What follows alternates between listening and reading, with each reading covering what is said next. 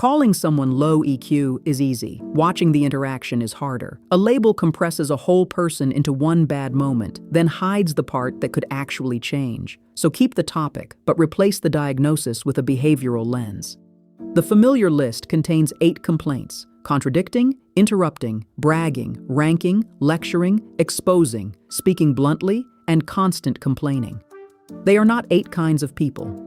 They are 8 ways a conversation can lose room, balance, or safety.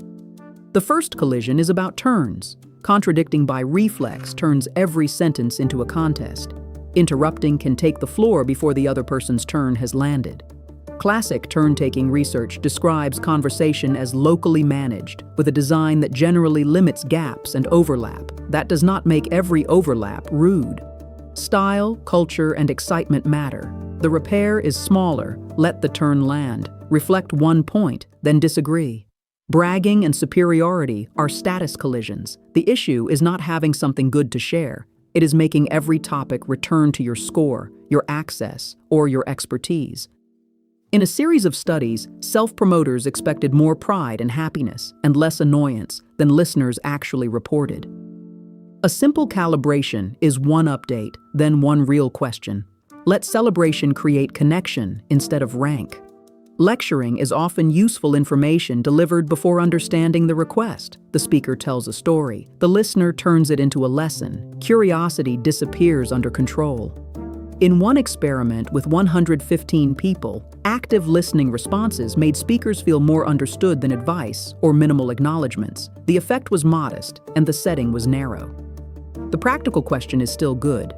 Do you want ears, ideas, or hands-on help?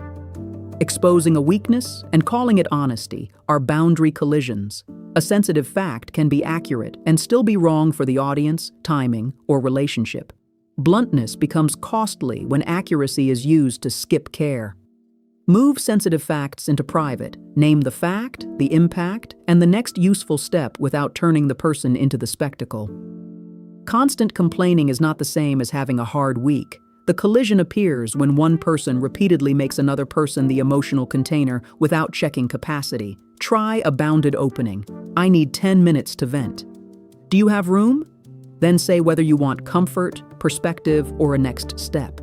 A limit does not make care colder, it keeps care possible. Across all 8 patterns, the repair sequence is short. Pause before taking the floor. Reflect back before correcting. Ask before advising. Move sensitive facts into private. Check capacity before unloading. These moves do not guarantee agreement. They keep the other person present inside the conversation. The phrase low EQ feels decisive because it ends the investigation. A behavioral lens does the opposite. It asks what happened between people, what pressure point was hit, and what can change on the next turn. Notice the collision. Name the behavior. Repair the next turn. An identity label freezes the person. A behavior keeps change possible.